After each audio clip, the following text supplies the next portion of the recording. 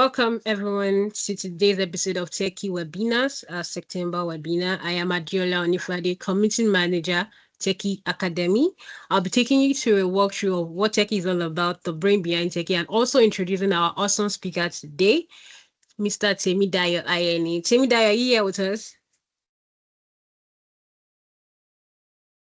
Yes, please. Good evening. Yeah, good evening. So basically at Techie, what we do is we empower the next generation of tech professionals. Our mission is clear: to bridge the gap between education and employability in a data-driven and a cloud-centric world. Yes, at Techie, we take you from zero to hero. We give you technical, so we give you tech career support. We give you support to the extent that you could get jobs locally and internationally. You'll be able to stand on your own, get skills that are required for the field you choose to want to go into. We specialize in Microsoft 365 administration, Power Platform, business intelligence, data engineering, analytics engineering, database administration. Our curriculum are vast and extensive and are done and created by professionals with years of experience. Yes. So we have our BI course walkthrough. Our BI is stipulated for 6 months, and under 6 months, you'll be learning these skills. You'll be learning Excel. Under Excel, you'll be learning how to enhance data manipulation and analysis. You'll be learning Power BI. Under Power BI, you master data visualization and reporting. You will be learning SQL. Under SQL, you'll be learning advanced query and database management. You'll be learning Tableau. Under Tableau, you develop interactive visualizations.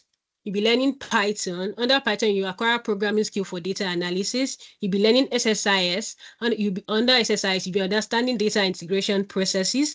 You'll be learning SSAS. You'll be exploring multidimensional data modeling. These are not all. This is just the tip of the iceberg. Yes, you'll be learning a lot of things. When you are done, you'll be able to do capstone projects to build your portfolios, to actually apply for jobs that are ready and in demand. So you'll be able to apply for jobs like BI developer, BI analyst, data analyst, Tableau developer, data warehouse developer, data engineer, data developer, and the likes. These are not all. These are just a few of the professions you'll be able to apply to. So while you are done with Techie will be teaching you on how to earn your certifications also. You'll be earning certifications grade by grade, and you'll be having them all at one sitting. You'll be writing Microsoft Certified Power BI Data Analyst Associate, PL 300. You'll be writing Microsoft Official Specialist, Excel Associate, Microsoft 365 Apps, MO 210. You'll be learning Microsoft Excel Expert, Microsoft 365 Apps, MO 211. You'll be also writing Certified Tableau Data Analyst. These are the badges below that you need to be accustomed to, because you'll be having these badges as you write. As long as you have written one of these courses, you'll be earning these badges as you go by. So we have the brain behind Techie, Mr. Gbenga Adeyemo. He is a senior business data analyst with over 5 years of experience, valuable work experience. He's a Microsoft certified trainer, Power BI data analyst, and also an MVP award holder. He has trained more than 3,000 students and has also worked in healthcare, manufacturing, logistics, and retails. He is proficient in Microsoft Excel, Power BI, SQL, SSIS, SSAS, Microsoft Fabric, and Power Apps. And yes, we have our facilitator for today, Mr. Temidayo Ayeni. Temidayo, please, are you here with us today? Hello. Yes, good evening, Adiola. Yeah, good evening, Temidayo. Yes. So we have Temidayo. He's a lead data analyst and programs manager at the Incubator Hub. He's also a proficient data and business intelligence analyst with extensive experience in the ICT industry. He's skilled in data visualization, Microsoft Power BI and Excel, data analysis and exploratory data analysis, EDA, online data entry and reporting. He's a graduate of the Federal University of Technology, Akure-Futa, Nigeria. He is also passionate about transforming data into insights that drive business growth and smarter decisions. So let's welcome Mr. Temidayo Ayeni in our midst. He'll be taking us from data to decision, how Power BI transform organization. And So you know this section is being recorded and will be posted on our YouTube channel soon. So please do well to follow our YouTube channel to get updates from us. Sister Demidayo, you have the floor. Thank you very much for joining.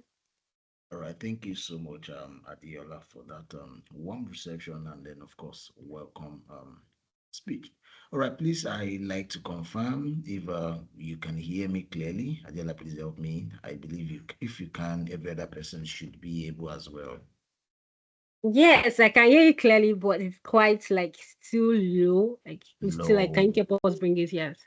Okay, so I'm trying to, of course, be more audible. So I want to believe you should be able to better now. All right. Good afternoon, good evening, and then maybe good morning from wherever, depending on wherever you are listening to me from or watching from. It's a great privilege to be here and then to share the few of what I think is going to be good and of great benefit with us on this platform.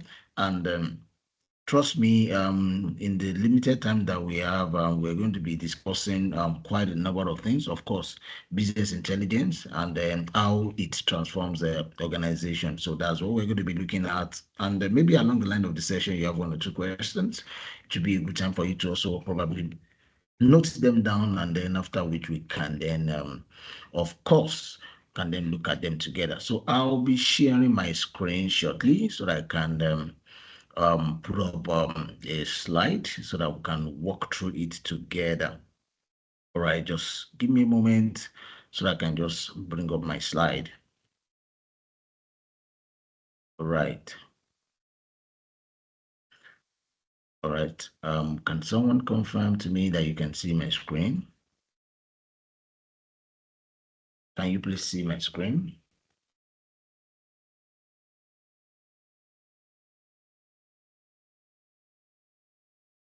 Yes, can see your screen. Yeah. All right, thank you. Thank you. Right.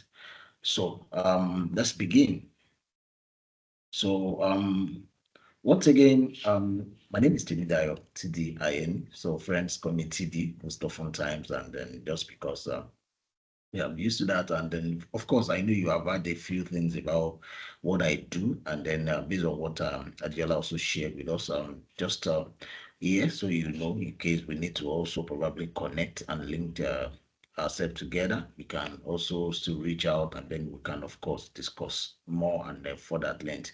So, currently works as the programs manager at the Incubator Hub, and of course, also work with another organization that's a Fortinitech in United Kingdom, and then been in this space for some time now, where I've been also involved in training, and then well, I've also, by the grace of God, reached over 10,000 students in the last 5 years in data analysis, core of which from Excel, Power BI, and then other analytic tools across states in the United States, United Kingdom, over 122 countries, thereabout. And of course, based on what I also do as a learning and development manager as well, so it gives me a hedge to reach to more people the more.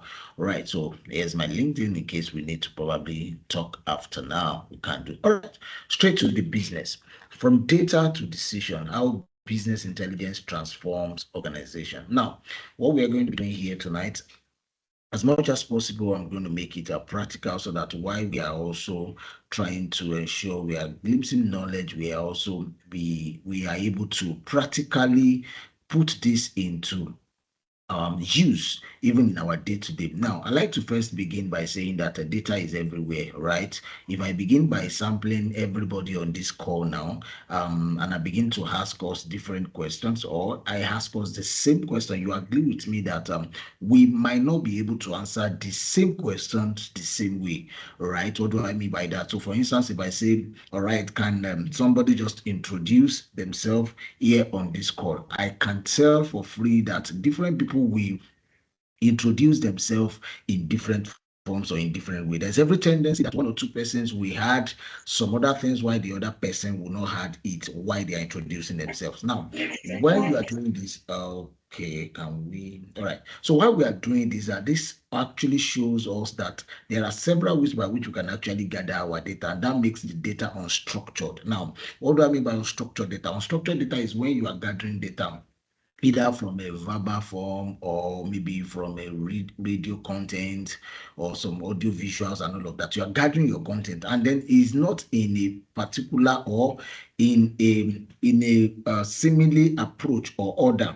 All right, so that is unstructured data. So now it now becomes the responsibility of you as an analyst now to put the data together, probably in a tabular form, in a structured format, to ensure that maybe probably you want to categorize it as name, gender, address, country of residence, and all of this. So by the time you put all of this together, you discover that you are beginning to now have it in a way by which is now becoming ordered. All right. So from data, so I like to say that before you make any business decisions, you actually need data, and not just data. You need a cleaned or a collected data that is well structured. Right. I hope that is making sense. So when your data is structured and then it makes so much sense, at that point in time, you can now begin to, of course, take some decisions and then tell compelling stories that can now bring you to a point of where you can now begin to say, okay, this is based on this, we are able to say this, right? So from telling compelling stories, now you can now begin to think of decisions. So how business intelligence transform organizations, right? So here we see that what exactly is business intelligence? Now, you understand and you agree with me that there is this different revolution that happened where we had the traditional approach to what industrialization, and then here we have everything is almost driven by technology, right? Everything is almost driven by technology, and that is why there is no successful, there can't be any successful business without the use of technology in this dispensation that we have right now and in this industrial revolution that we have right now. So without the inclusion of technology and of course the processes involved in those technologies, now for any business to actually run intelligently, so you have to combine different processes, and of course with the use of what Internet of Things, excuse me, that's technology. And of course, strategies. Now, these strategies comes from what I started with by saying that you collect data, all right? Like I was saying the other time, that if you begin to gather everybody on this call, and then I begin to sample the kind of data that we have, I can easily tell, okay, that this is the kind of audience I have on this call, all right? So via my decision or my inference from the kind of people I have on this call, I can easily tell the kind of suitable training that will be best for this kind of audience. Does that make sense? So for instance, now, if I begin to check here and I see that quite a number of people here are business people, entrepreneurs, and then they are in their mid-age, maybe within 35 and then 44, thereabout. And at the same time, I see that everybody here is probably graduate, either from, what's it called now?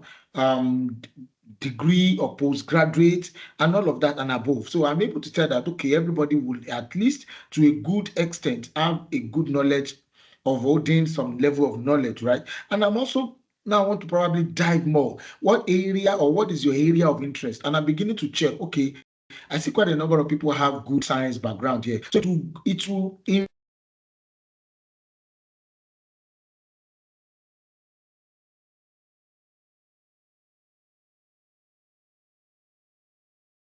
right? Intelligent decision for every businesses. And this, like I said, is done by the use of course, technologies. So now it allows us to put in different strategies and of course, now turn those data into actionable insight. Now we can then, from then, when we combine different sources of data collection, now I'm going to say this again. Of course, maybe I'll still get there in my next slide or maybe subsequent slide. Now, when you are collecting data, there are several means by which you can actually gather data. Just like I have said here, there are unstructured ones that you can just get maybe audio visual, maybe verbal, and all of that. Whereas there are some other you can even get more structured, maybe through a survey, a form. You have probably, I'm sure most of us probably you registered on the form for you to be part of this call and all of that. So looking at that is another approach for you to actually collect your data. Now, and I must say this, that when you are collecting your data, particularly if you are working on a project from the point of data collection, it is easier for you to meticulously gather your data to avoid to the barest minimum errors, such that while you are collecting or while you have collected your data, the data has little or no error at all, there's every tendency you achieve that. Why it is also at some point, maybe you are working on a project that you don't even know how the data was gathered. Yours was just that the data was shared with you. All you just need to do is to begin to work with the data, and then you begin from the point where you start to clean the data. You carry out your ETL processes. We're still going to talk about that. And then you can now begin to now analyze and then visualize and all of that. So depending on how you gather your data, but all of this is expedient and important for you to actually make intelligent and smart decisions from business processes. All right. So the end goal of this is that when you implement this intelligence in your businesses, it allows or it supports your business decisions. That is, the decisions you make across levels, different organizations. Now, I'd like to just probably be practical. Let's say, for instance, now we have an organization where the hierarchy of that organization is entirely based on the highest level of academic qualification. Now, how you can tell that is relevant skills in the area of interest for each particular role, right? Say, for instance, people in this particular field. Now, if somebody has been in the organization for a good number of years and the person is performing excellently and is upskilling himself, maybe taking different courses at every level, and then of course maybe certification courses as well, and then he's doing it consistently, so that will also help the organization to know that, okay, this person is good for what's it called now, for promotions across levels. So now, why does business intelligence matter as an organization? Why do we have to bring in this business intelligence in organization? The first thing I like to, now I have an infograph here that speaks to 4 major things. Of course, it might not be limited to, but then 4 major things that I want us to actually quickly look at together. All right. So I want to believe maybe you are probably penning down 1 or 2 things so that in case maybe after the session we might want to take maybe 1 or 2 question so that it will be easy for us to probably answer. So it would be good if you are probably taking down 1 or 2 things, right? So that would be good as well, right? Like I said, one of the things or reasons why business intelligence matters is that it improves your decision making, right? Now, and how does that happen? You are able to make real-time evidence-based insight. And I will tell you a practical approach to that. Let's say, for instance, now, as we are on this call, I just shared maybe a form, either a Microsoft form or a Google form, and I said we should just fill some basic forms. Now, for probably people who experience maybe some of the tools of business intelligence, such as the BI or Tableau, as the case may be. So you plugged in that particular our data to maybe as your data source as Google Sheet now, as the case may be. Then you plug it in. Then we begin to check. Based on people we have on this call, we want to look at some insight from it. So we are able to real time get those evidence-based insights. Not just that, there's something that we must understand as a business analyst. When you are talking, there is a way you should be able to analytically put your insights together such that when you are reporting, it is so difficult to doubt your evidences, right? Because you have enough report to show for it. For instance, if I'm saying on this call now, I have about 70% ladies and I have about 30% guys. I have given you a good statistics of the number of people we have on this call. And it's so easy for me to say, okay, what is the total number of people we have on the call? We have 20 people on the call. And out of that 20, we have 70% guys and then 30% ladies. A normal and a smart person can from then deduce the total number of guys that we have, the total number of ladies. But then what if I just come and I say that we have guys and ladies on the call, and then I think the guys are more than the ladies. I've not been very, very, how do I put it now? I have not given an evidence-based insight. I have only provided, of course, an insight based on what I have noticed. But do you not think that it's going to make more sense when I tell it or I tell the story to the point of saying that I have about 70% guys and then 30% ladies, or as the case may be? Now, that is improved business decision. And from there, we can now begin to tell that, maybe our PR got to more guys and then more ladies than more ladies. And then maybe when we are targeting our next campaign, we can now begin to look at areas or probably you are even looking at starting a training tailored for ladies alone. So for you to be able to say that, this our ads is getting to the right source of people, you must be able to analyze your report. I mean, the data you are plugging into the source, and then you can tell from there. So, of course, when you are able to do that, it enhances customer understanding. You know, with what I just said now, I might not really have to say much to my client or to my customer before you understand that, oh, this person is actually talking sense, or he knows, I understand what he's talking about. No, through behavioral and demographic data, no, you know, like I said, everything you have around us, you might want to begin to think from today. What are the data you have around you? Everything you have around us is centered around one thing: data. Data is everywhere. And that's why they keep saying that data is a new world. Data is a new world because you can find data everywhere and anywhere. All right. So you don't need to probably travel far because you say, wow, I don't have data to work. And then let me bring in a little joke into this, because this has happened in quite a number of trainings that I had. And when we begin to talk about data, and then somebody just asked, somebody, I said, are we talking about maybe 20 gig or 30 gig on how do we market and sell?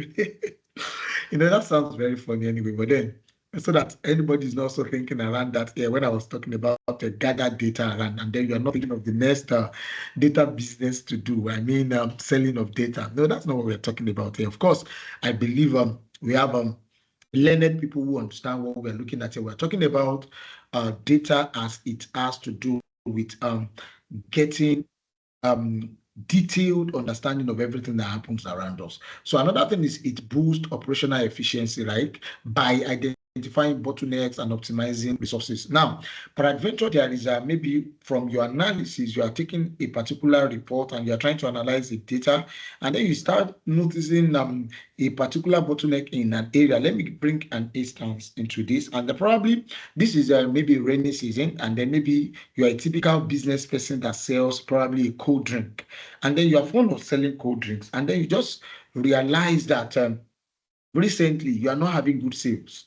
You know, one of the things you want to check is that what is leading to that sales, probably over the years, or over the year rather, maybe from January, and this is September. So around January, February, March, you had good sales, and then maybe from April, May, June. So you are now you discover that there is a low turnout in your sales.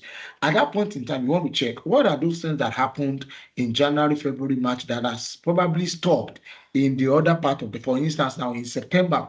And then you just suddenly realize that it's been raining heavily every day. So could that be a reason why people are no longer patronizing me? All right. So if that is the case, what can you introduce? You are now intelligently talking as a business person. What can you do to mitigate that loss in that area, and then bring another thing into it to supplement for that loss in the area of selling cold drinks? Now you want to probably have some hot coffee.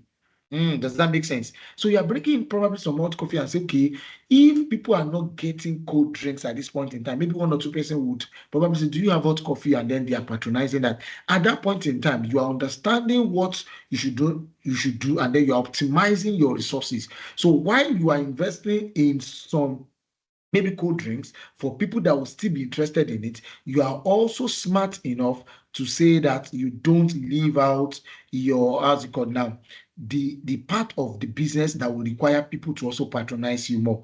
Right. So that's that. Then we also have a strengthens competitive advantage, right? By spotting trends and market shift. All right. So when you do that, you can actually see what is trending. Like I said, you know what is trending in this time, and then you can also position yourself for that trend. All right. So now the next thing we want to look at is the life cycle of a data to decision. Now, from data to decision, and I've spoken about some of this earlier, so I've just run us through some of the points that I have here. There is a life cycle that we have that comes from data to decision.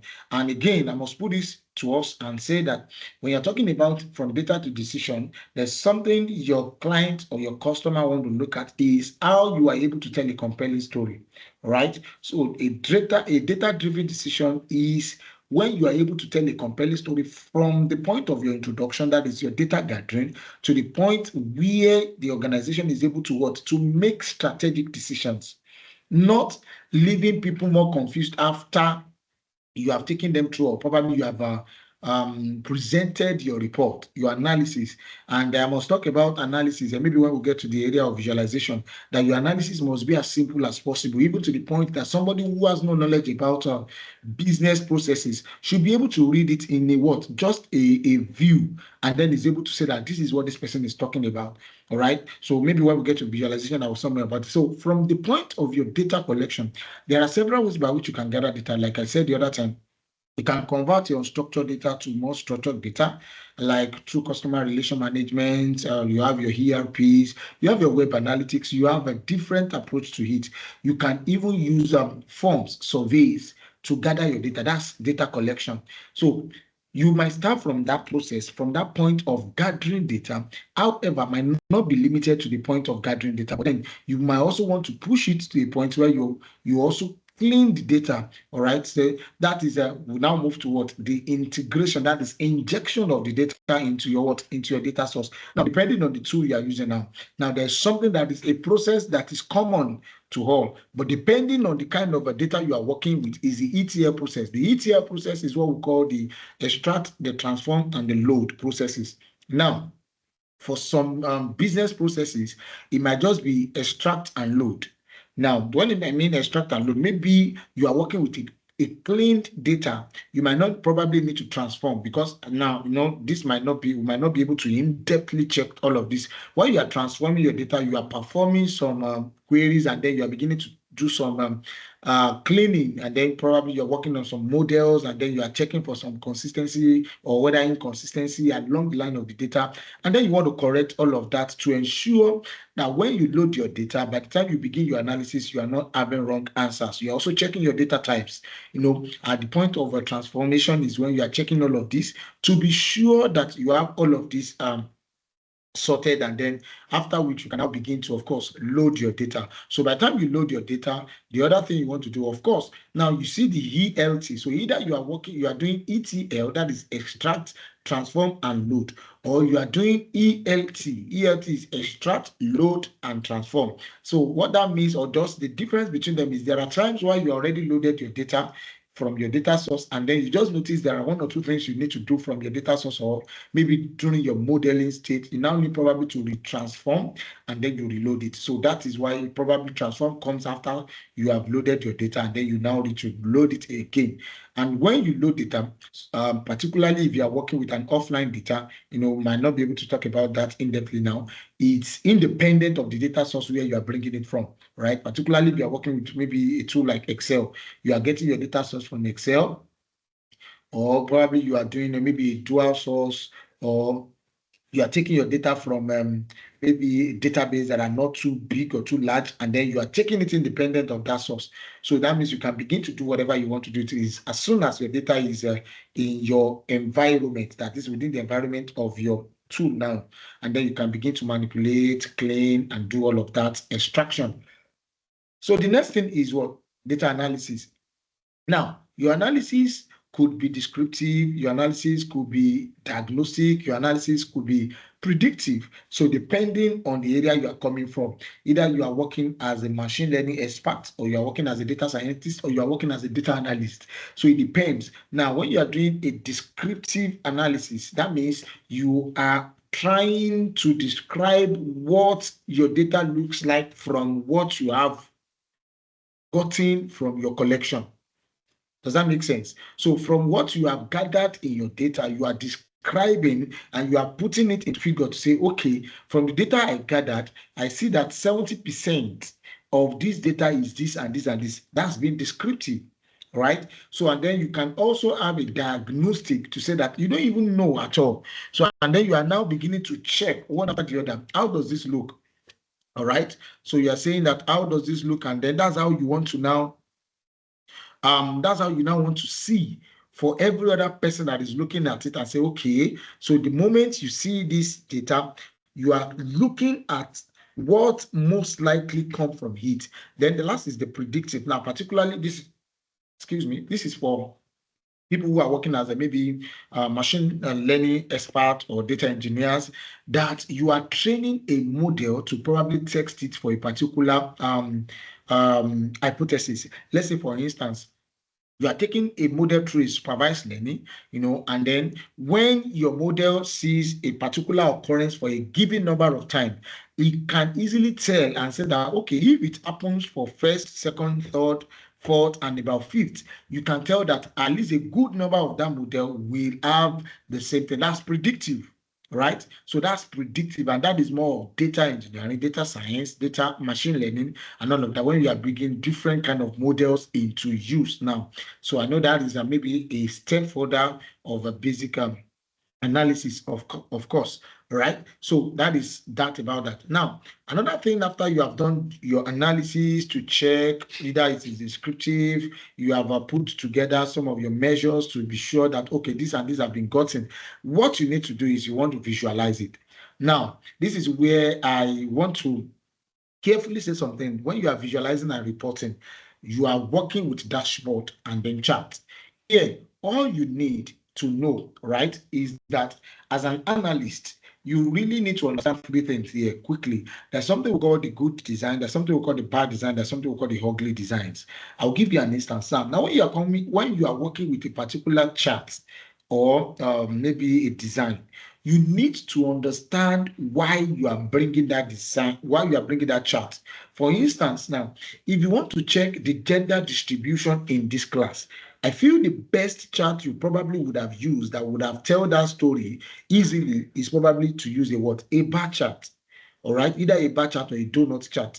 And then when you have that bar chart or donut chart, and then you have your labels on it to say gender, the total number of the gender is this against this, and then the percentage is this against this. You have told that story interestingly. So let's now say, for instance, probably you now want to look at maybe comparing about 20 different entities now within the data, and then you are bringing in your bar chart. You discover that that's going to look very unkept, like rough, and all of that. So that could be a bad design. Right? So that could be a bad design. And you might even make it worse when you are having maybe a time analysis series together with a different kind of a different time analysis, bringing everything together in a single design. You might make your design very, very terrible. That's ugly design. So you must understand that while you are bringing your visualization, it must be very simple. It must be detailed such that someone who does not even understand the analysis can begin to read and then interpret it. So that's how to tell a compelling story. So you tell a compelling story by first analyzing your data and then by bringing it out in a dashboard. Usually when you have a dashboard is just a simplified report, right? A simplified report when you have summarized everything from your data set. Most organizations might, of course, if they are giving you the data set, they might not even request for how you do it. What they want to see is, what do you want us to know from this? So that is at the point of visualization. And then, of course, you can, when you report it, you can tell the story around it to say, this is how it looks, right? So the next is decision making. The next is decision making, and then that decision making is, of course, coming from the visualization. From what I said now, if you notice that when you have gathered a particular report from this and this and this, you can tell that this is what is going to happen. This is what and what it looks like, right? So you now begin to take decisions. Now, different organizations want to make decisions that they don't even know how to do it, how to go about it.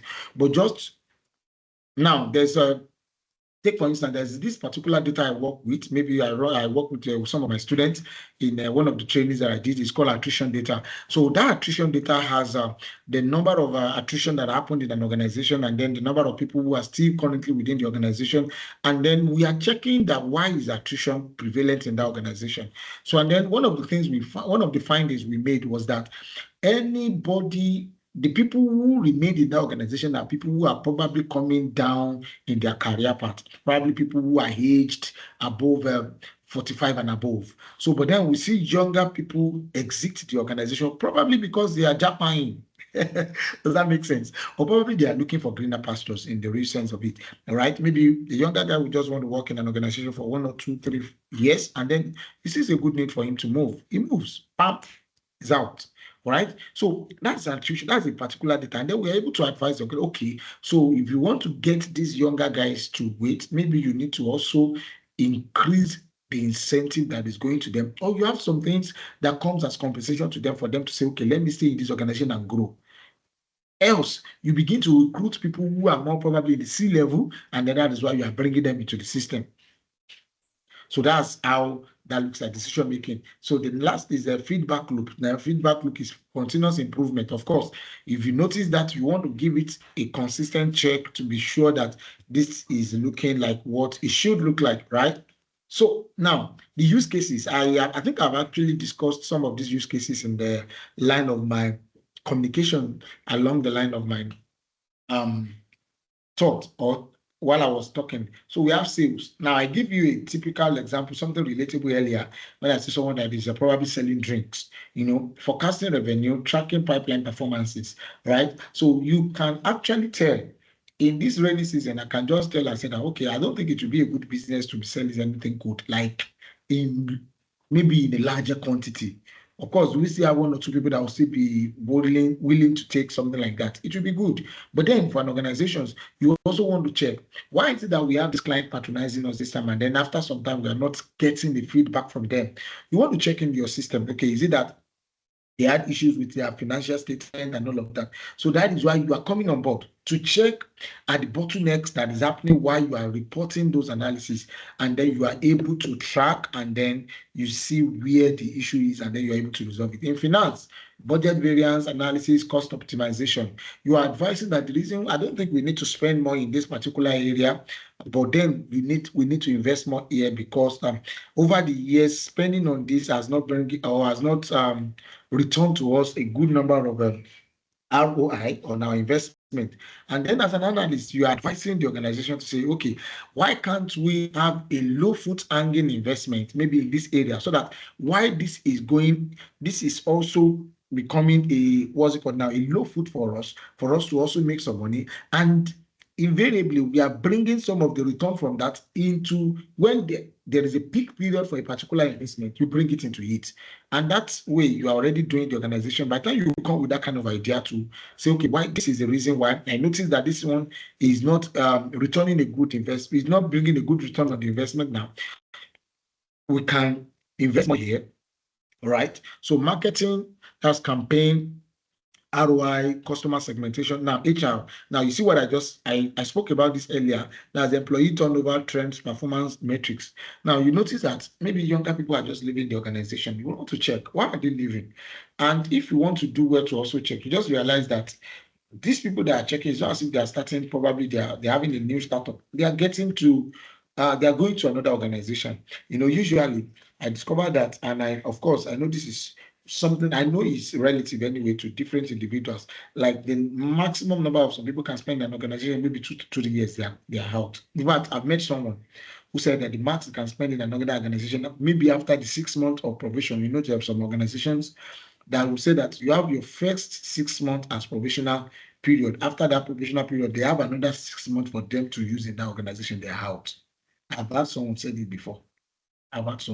So people have different reasons why they want to. So your own role as an analyst, as a business intelligence person, is that why are these people leaving? And then you want to come up with a reasonable idea, or to say that, okay, I feel if we have an incentive. Now, let me give you one of such incentives. Maybe you're working with an organization that will require, and say that part of the incentive that will make you to stay in this organization is that while you are coming in, you have access to some level of certification courses, and then while you are taking that certification courses, you will have to use it with us at least 2 to 3 years before you can think of leaving.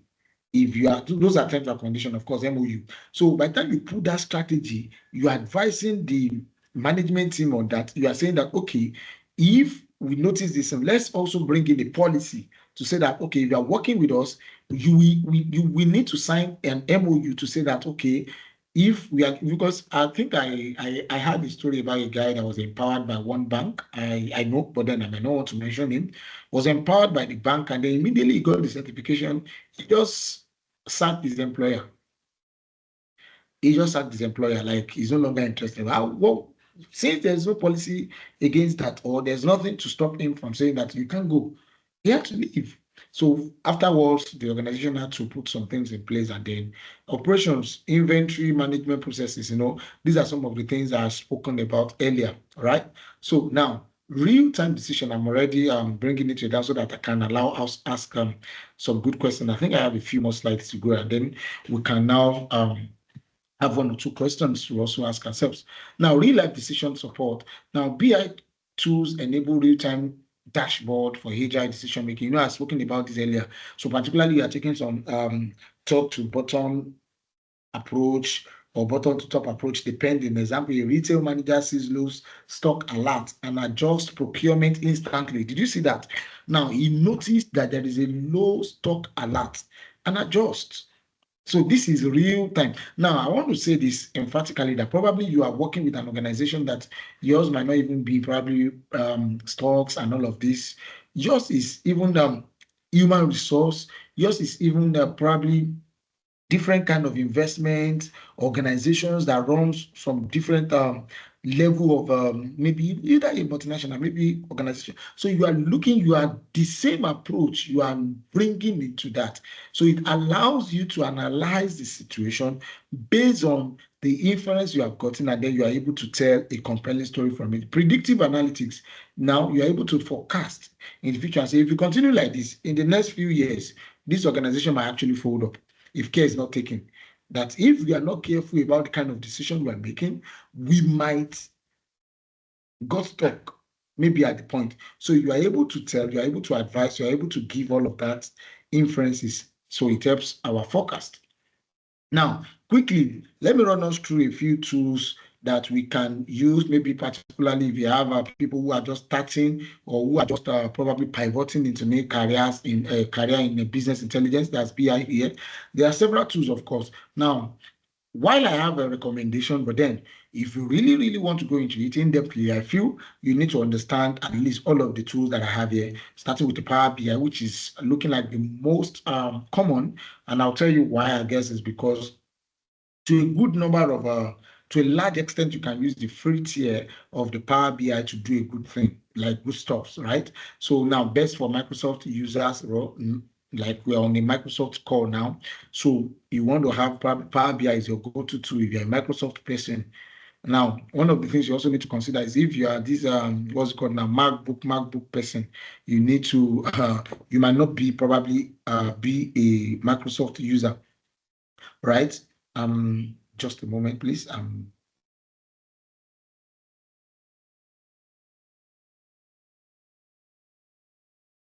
So now, so that is that for Microsoft users, Excel fans, your go-to tool is your BI. And what are the key features? Is you have a good way to just drag and drop dashboards, strong integrations, and all of that. It is, and then the pricing model is good enough. You have the free version, you have the paid version. Of course, for you to get to the level where you bring in the paid version, you have done something worthwhile for yourself. Now, Tableau. I know maybe somebody wants to have what's the difference between Power BI and Tableau. I've heard this a lot of times. Of course, Tableau has advanced visuals and maybe intuitive, maybe very, very interface, but then Tableau is not free.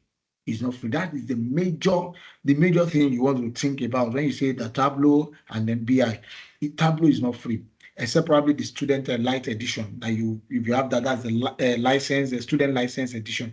Student license edition is also limited, right? So it's limited, and then you can have that also for a limited use. Or of course, you have to be renewed that the same thing. So what that is used for is for data storytelling. Like I said, everything we are discussing here is all about storytelling, right? So then we have one tool that is kind of prevalent and not really common, but then real analysts, let me say, when I say real analysts, people who are really deep in analysis don't use it, is Looker Studio.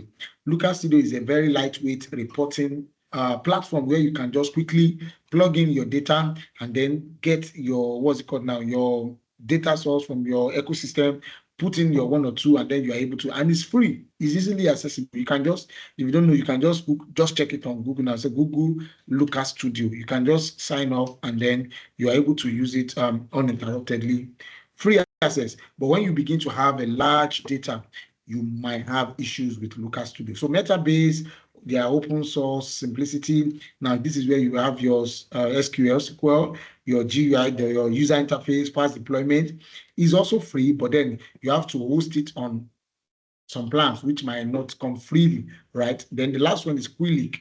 Quillic Sense, all these ones, when we're talking, we are getting about an experience or at least a paid what's called analysis. You're already talking about a professional level now. When it comes to analysis, you're talking about an expert level, right? So that's that. Now, I will advise again. So if you are just starting your career in business intelligence, I think your go-to tool should just be Power BI. But be sure you also have a window OS, OS, so that you can easily, or you won't have any restriction or limitation to it. All right, so getting started, learn basic data literacy. I need to rush now because of my time so that we can take 1 or 2 questions. Learn basic data literacy, understanding metrics, your KPIs, your data types. Those are the things you need to know. You want to know the difference between integers, your characters, and all of that. Those are the small things that can actually mess up your analysis. If you don't know this basis, you will not be able to accurately tell your story, right, as an analyst. So you also have maybe your